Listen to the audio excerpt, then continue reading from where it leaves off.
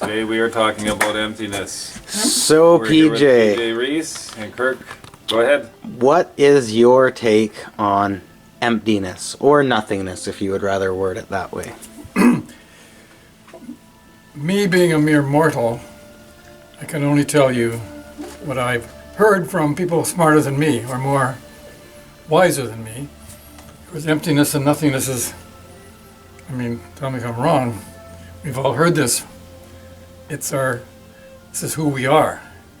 Everything else is an imagined add-on to nothingness. Our whole personality, our whole ego, whole sense of self.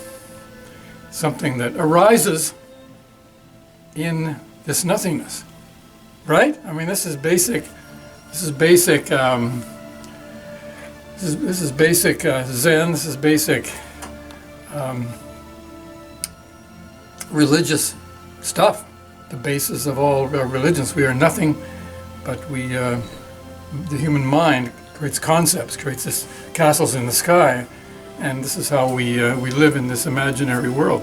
So the journey is back somehow to identify with this emptiness, this nothingness.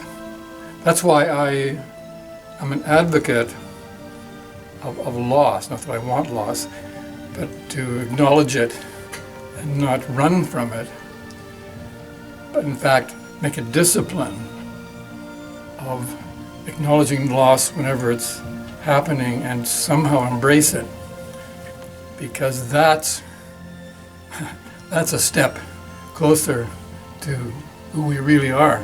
They say the journey, speaking of nothingness, That's something else added to the pool of nothingness. the journey to enlightenment, people go wander around the world, but they say every step you take is a step farther from who you are, because we are right here, where the center of which there is nothing. That's the secret center to light. Well, very interesting, PJ. Does it make anything of that? Let's have a symposium. Let's sit down and have a talk about it. En français, No. si possible. S'il vous plaît. Si c'est possible. We're here today with Kirk on another episode of Exploring Worlds. Today we are talking about the philosophy of emptiness. Kirk, what's your take on it? Yeah, well, contrary to what has been said in the other interviews of this documentary, I don't necessarily think that nothingness is what is there first and then our minds and ourselves add things onto it. I don't necessarily believe that. I believe that that there are things always there, and that rather nothingness is a manifestation of things being there in order for it to in order for the path of nothingness to be chosen, if that makes any sense. So yeah, I don't fully agree with that it starts with nothing and then everything is created by the mind after that. I really don't believe that. I think there has to be something existing first in order for nothingness to even be a thing, which is contrary to what it was said earlier. But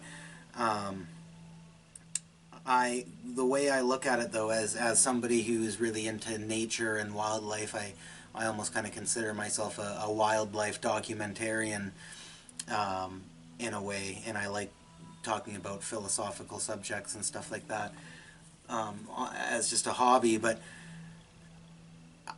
when we talk back about the liminal space, I did a documentary about this not that long ago. It was said that a liminal space exists either only emotionally or only within the manufactured human world, sort of like the empty mall phenomena.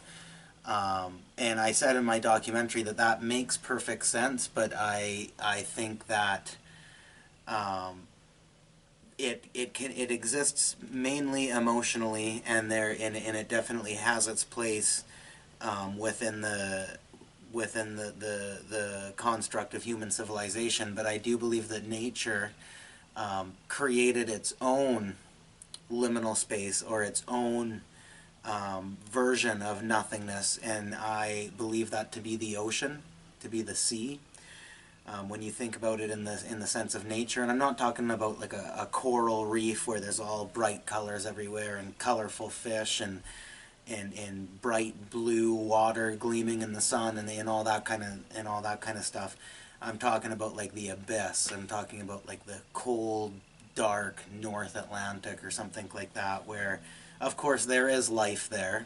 Life exists even within the abyss, and sea animals do venture there, but it's very wide open, it's very dark, it's very deep, and one single human being, say, just being placed there with nothing, I think would experience the most awful yet the most truest form of nothingness that exists within nature.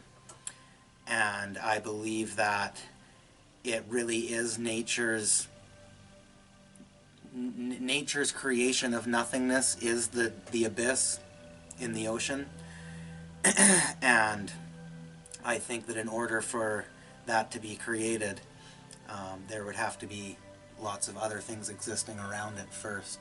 And God, nature, whatever higher power you want to place on the world, created a space of nothingness that nothing that resides on land goes there unless to perish. That's what I have to say about it. Thank you, Kirk. Peter, so what is your take on emptiness or nothingness? Another variation of how we can view emptiness is to see the parallels of what God is. As simple as that. When we try to define things like love or all these types of things, it's so, in a sense, beyond our scope of understanding. And so it's filled with unlimited potential, and it's absolutely there for our receiving, and all we need to do is get out of the way. And it goes back to I guess that allowing, again, the bird flies, the sky does not obstruct. And so I think it's finding a way to get yourself within that place of emptiness and that sense of freedom. And I think that within that, I think you will experience divinity of some sort.